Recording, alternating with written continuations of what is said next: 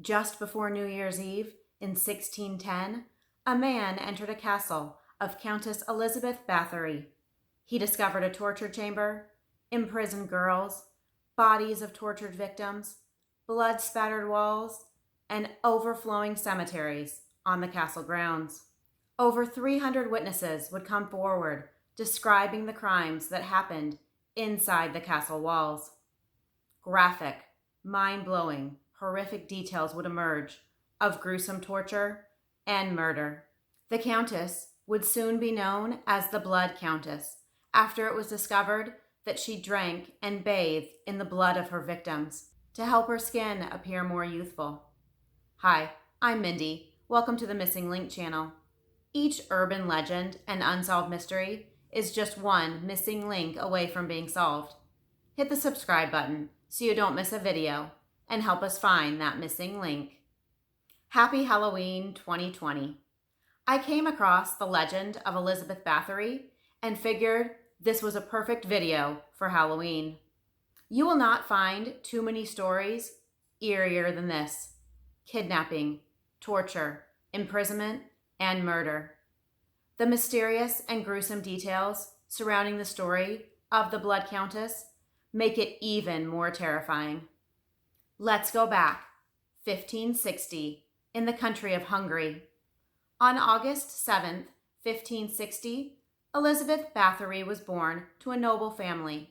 In fact, the most powerful family in Hungary. She was born into great wealth. The Bathory family had been in power since the 11th century. Her father, Baron George Bathory VI, married his cousin, Baroness Anne Bathory, who was from a different Bathory clan. Elizabeth's mother, Anne, was a niece of Stephen Bathory, who was the King of Poland, the Duke of Lithuania, and the Prince of Transylvania, from 1576 to 1586. Elizabeth, along with her two brothers and two sisters, grew up in a life of privilege at Etched Castle. They had the best education, learning mathematics, language, and writing. At a time when most people did not know how to read or write, Elizabeth spoke and wrote in multiple languages, including Hungarian, Latin, Greek, German, and Slavic. The family enjoyed their high social position as aristocrats, the richest landowners in the land.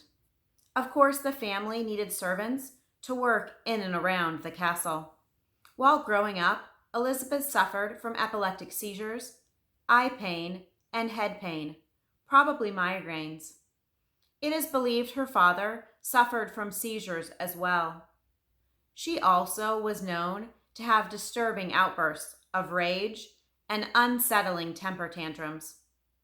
It is unclear whether these outbursts were due to illness or just a spoiled child of such a privileged life. People also question whether her illnesses were due to her parents' inbreeding. As Countess Elizabeth Bathory grew up, she was described as elegant and having stunning beauty.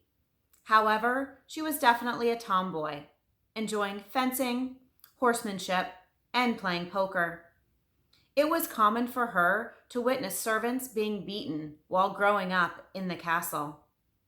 During this time period, it was tradition for families to arrange marriages for their children. In 1570, at age 10, Elizabeth was betrothed to 15-year-old Ferenc Nadasdy. He was from another powerful Hungarian family, the next wealthiest family in the region. And the two powerful families would be united with this marriage. It was rumored that before the wedding, Elizabeth had a child with another man. The child, a daughter, was hidden by Elizabeth. However, Ferenc found out and had the man castrated and then fed to the dogs. On May 8, 1575, the two were married. Elizabeth, age 14, and Ferenc, age 19. 4,500 guests were invited to the wedding. The wedding and the celebrations lasted 3 whole days. Elizabeth kept her maiden name, Bathory. The Natesty family gave the castle of Katish to the young couple. The castle was located in the Carpathian Mountains in eastern Slovakia. The castle was surrounded by small towns, villages, and farmland. Elizabeth and Ferenc had 5 children. 2 died in infancy, which was very common for this time period. 3 children, 2 daughters and 1 son, survived to adulthood. Anna, born in 1585, Catalin, born in 1594, and Pal, born in 1598. Here is a portrait of Countess Elizabeth Bathory from the 1590s. During their marriage, Ferenc was away from home a lot due to his military service. It was not normal for a woman to look over an estate. This was a man's job. But since Ferenc was always away, Elizabeth took on this role and apparently did a fantastic job, showing she was a capable and a very strong woman. One of her letters, she stated, "You will find a man in me." Ferenc had learned many torture techniques from his many years in battle. He even learned some techniques from his enemies.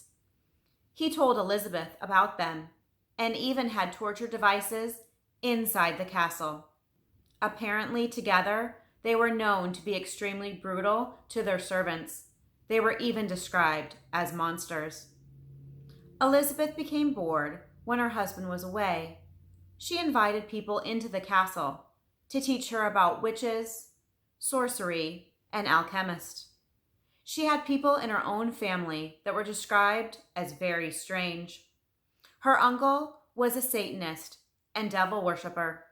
Her aunt taught her witchcraft and sadomasochism.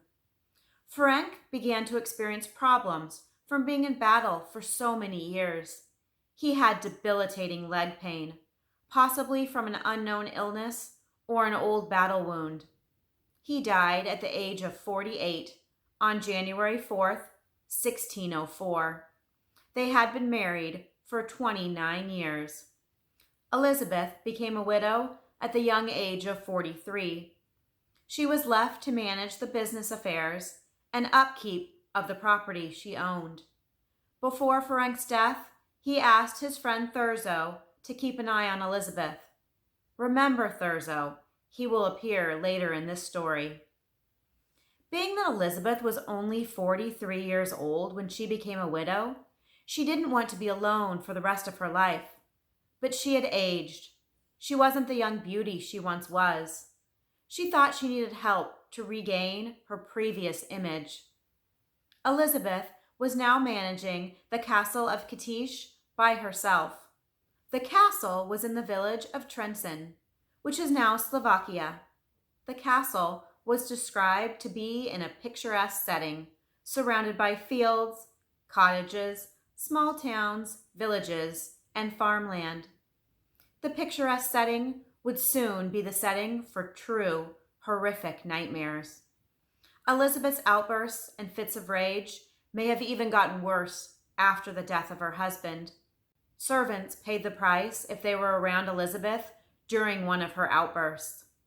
She was described as acting like a wild animal. One day, a servant girl was combing Elizabeth's hair and pulled the hair a little tighter than Elizabeth liked. Elizabeth slapped the girl so hard that it drew blood, and blood spattered on Elizabeth's skin. When Elizabeth looked down on her skin and wiped away the blood, she was convinced that this area looked fresher and younger. She also thought her complexion started to look younger as well. She was convinced it was from the blood of the young girl. Blood is the elixir of life. Did Elizabeth find the secret to youth? Could her looks and former beauty be rejuvenated with the blood of young girls? There were hundreds of peasants working in and around the castle. Many were young peasant girls from poor families. Even before her husband's death in 1602, peasant girls started disappearing. In 1601, Anna Devoya came to the castle, and things changed from torture to murder. Anna became Elizabeth's true accomplice. Young girls between the ages of 10 and 14 were lured to the castle with a promise of good-paying jobs, food, and a place to live. They were typically servants, maids, seamstresses, washing women, and kitchen maids. This age group of girls were easy targets for Elizabeth. Some girls were even kidnapped and abducted and brought to the castle. Elizabeth wanted girls that were virgins or pre-adolescent. She felt they were her fountain of youth. Some parents were even paid money for their daughters to work at the castle. They were poor families, and this meant money in their pockets and one less mouth to feed. There was not much these families could do when their daughters never returned. Some families were even told that their daughters got sick and died. By 1605, Elizabeth's torture crew and execution squad was complete. Anna Devoya, Fisco, who was a disfigured boy, Iona Joe, who was a nurse who looked after the children, Dorca, and Catalin. Up to 650 young women vanished and were murdered from around 1602 to 1610. Elizabeth and her torture squad were described as cruel, brutal, and bloodthirsty. Girls who misbehaved, stole food, or made an error at their assigned jobs, even something as simple as missing one stitch, would result in torture. One girl was hungry and stole just a simple pear. These girls were lucky if they left this encounter with Elizabeth alive. Many did not, and they met a gruesome death after being violently tortured. There were rooms in the castle, torture chambers, that many girls would never leave alive. They would be stripped naked before the torture began. Elizabeth's torture instruments included whips, daggers, hot tongs, fire irons, cutting shears, tubs of freezing water, fire, and long sewing needles. She had numerous torture methods, including severe beatings, burning of the flesh, making girls stand in freezing water or snow, poisoning them, leaving them in cells to starve, mutilation of their hands, including cutting the skin between their fingers with scissors, and sticking needles under their nails. And she would cut off their fingers with a knife if they removed the needles. She would take them outside, put honey all over their naked bodies, and watch as live ants and insects would bite them from head to toe. She performed sacrifices to pagan gods, stitched girls' mouths shut, would bite pieces of their flesh, and resorted to cannibalism. This was obviously psychological torture as well. Some sick, depraved, and heart-wrenching stories. What those girls went through was unimaginable. They were truly trapped inside the castle walls, and no matter how loud they screamed, no one outside the castle could hear their pleas for help, and there was nowhere to run, no way to escape. Elizabeth had a fear of aging. As she killed, she would wipe the blood of her young victims over her skin.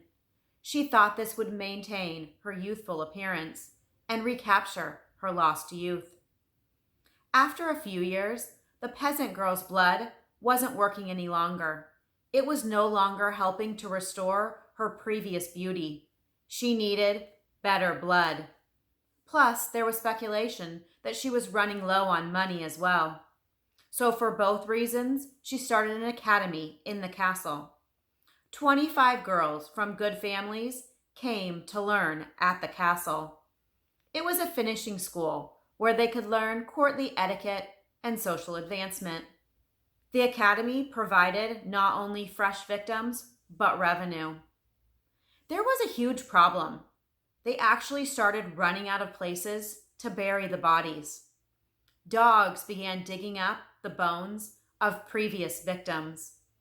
In 1609, they made a costly heir. After 4 girls were killed, their bodies were mistakenly thrown over the castle walls. The bodies were found, and the girls were identified. When wealthy families came looking for their daughters, Elizabeth came up with an incredible story. She said one of the girls went mad and killed all of the other girls, and then killed herself. Elizabeth refused to return the bodies of these girls to their families for proper burial. She claimed other girls had died of diseases, and she couldn't give their bodies back because she didn't want the disease to spread. People started talking in town, and word got around to the king. The Hungarian king, King Matthias, appointed Count Thurzo to investigate Elizabeth. Do you remember Thurzo? We talked about him earlier. When Ferenc died, he asked Thurzo to keep an eye on Elizabeth. Apparently, the king's order held more weight than just a gesture between friends. Thurzo interviewed people in the area, people who had escaped the castle, and people who had worked in the castle. He heard about torture, murder, and other crimes that were going on inside the castle walls, including Elizabeth's crime of murdering peasant girls and noble girls. He heard about blood-spattered walls, hearing awful noises and screams, and cemeteries overflowing on the castle grounds. On December 29th, 1610, he arrived at her castle. He caught Elizabeth red-handed, apparently torturing a young girl. He wrote letters home to his wife surrounding the events of this trip. The letters still exist today as evidence. He explained that they found bodies of dead and dying girls. Some were tortured, beaten. Some other bodies throughout the castle and grounds, tortured and dying. They found dead girls, another with wounds and dying from a torture, and another one imprisoned, who was imprisoned by that damn woman who kept her for torture. A female was found on the property, beaten, abused with a candle, needles, tongs, and hot irons, and she froze to death in the snow. I know this was a different time, and owners were allowed to beat their servants, but this went way above anything that was considered normal for this time period. Between 1610 and 1611, 300 people were interviewed between witnesses, townspeople, servants, and survivors.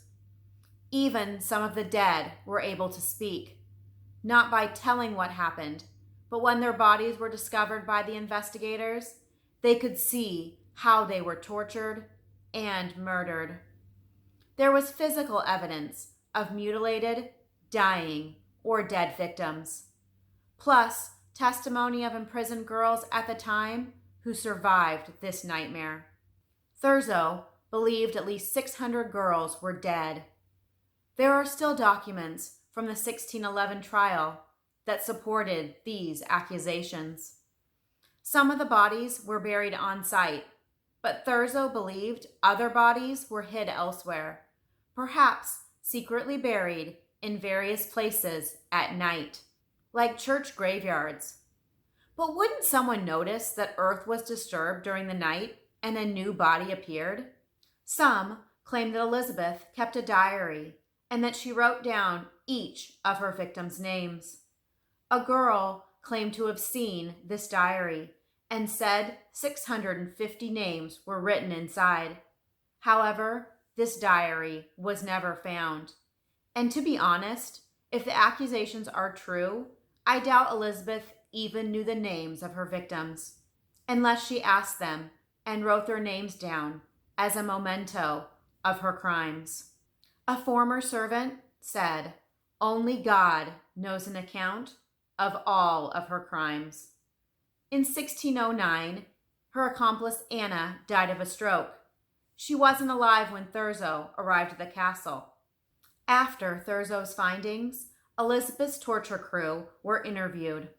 I am sure many witnesses and survivors pointed them out. Fisco, Iona Joe, Dorca, and Catalin were named. Dorca and Anna were determined to be the two most violent helpers to Elizabeth. They all gave graphic details of what happened inside the castle by the Countess and themselves. They said Elizabeth killed 30 to 35 people. They implicated themselves in these crimes as well. The 1611 trial began for Elizabeth's assistants and sorcerers. 3 females and 1 male were tried, found guilty, and 3 were executed. Iona Joe, Dorca, and Fisco were found guilty. Iona Joe and Dorca were tortured and put to death. Then their bodies were burnt. Fisco, due to his age, was not tortured, but instead beheaded and his body burnt. Catalin was the only one whose life was spared. She received life in prison.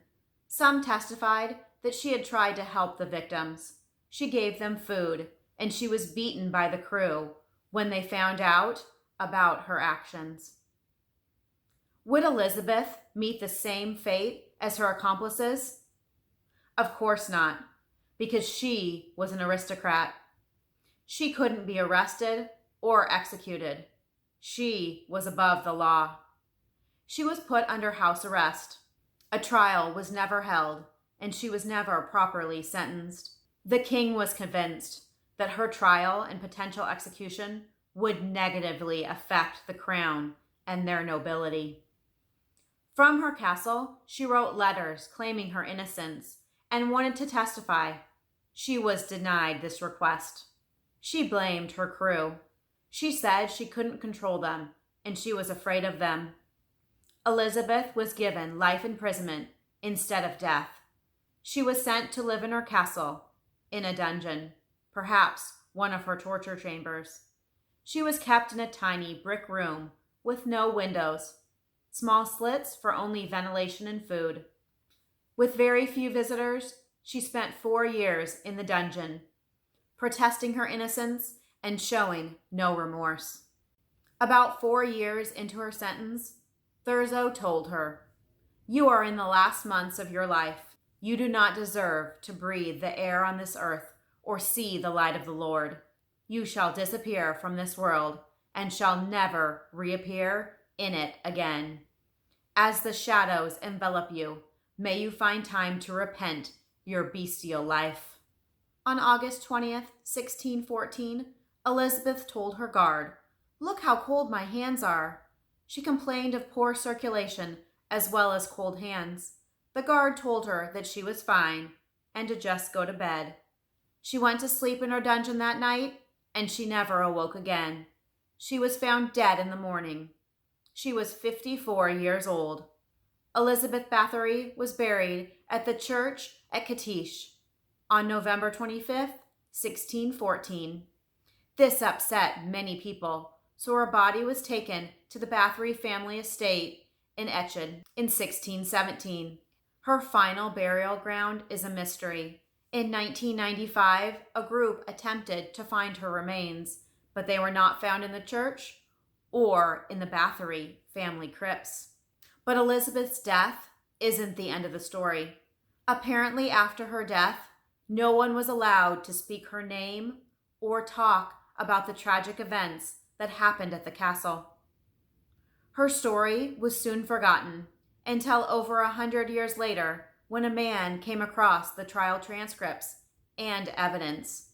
As the stories unfolded about the awful events at the castle in the early 1600s, people began to question whether Elizabeth was a serial killer, a vampire with supernatural powers, or just a grieving widow who was set up for these awful crimes. Number 1. Was Elizabeth a cold-blooded serial killer? The trial transcripts and evidence, including Thurzo's letters to his wife, do exist to this day. What motive would he have to lie to his wife about what he discovered inside the castle? However, the number of people interviewed with information ranged from 300 to 30 to just 13 witnesses. The number truly varies. That would make a big difference. If there were 300 witnesses, then it would definitely be more likely that this story is based on some fact. It would be hard for 300 people to be involved in a conspiracy to set Elizabeth up. However, it is odd that peasants first started disappearing, then younger virgin girls, and then nobles. If this was true, then it would be a strange coincidence. Can we trust the confessions of the accomplices? It is stated that these confessions, which accused not only Elizabeth, but themselves in the crimes, were given under torture. It is common today for false confessions to be given. I doubt these defendants faced anything like the torture that the defendants endured in 1610. Would they confess to crimes they didn't commit under unimaginable torture? I would imagine someone would say just about anything to get the torture to stop. Plus, I doubt they would be in a normal frame of mind or thinking logically while facing this torture. However, Elizabeth did write letters claiming her innocence. She did not deny that torture or murder happened inside the castle. Instead, she blamed her accomplices. She said she couldn't control them and she was afraid of them. So from this evidence, there was torture and murder inside the castle walls, but just not an answer to who committed these crimes. The whole group, just a few of them, or just Elizabeth herself. Number 2, Elizabeth was a vampire with supernatural powers. These vampire stories started about 100 years after her death. The first written account of her story was in 1729, but it didn't mention anything about bathing in blood. No witness testified to this during the trial either. Plus, actually filling a bathtub with blood is virtually impossible. Blood starts clotting and coagulating very quickly. I read this can happen in as little as 5 to 8 minutes. It would take longer than that to even fill the tub. However, maybe bathed in blood doesn't necessarily mean she took a bath in her victim's blood. Perhaps she just wiped blood on herself to help her achieve the beauty and youthful looks she was trying to achieve again. Perhaps this part about Elizabeth being a vampire and bathing in blood just became exaggerated into an urban legend or folklore. At that time, many people didn't believe a woman could kill just for pleasure. They believed that there had to be another reason behind this violence. And maybe this was the reason they needed to help themselves understand how these crimes could have happened. Number 3, Elizabeth was just a grieving widow who was set up for these awful crimes. Maybe she was a victim of a conspiracy. Remember, we are not sure of how many witnesses there were to these crimes. The accomplices were possibly tortured into confessing, and other witnesses could have ulterior motives. Thurzo is another alleged witness, and he even wrote letters to his wife. Maybe he was concocting a story to set up Elizabeth, and these letters were part of his plan.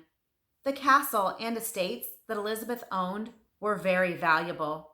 The Hungarian king, Matthias II, who sent Thurzo to look into Elizabeth, owed money to her husband.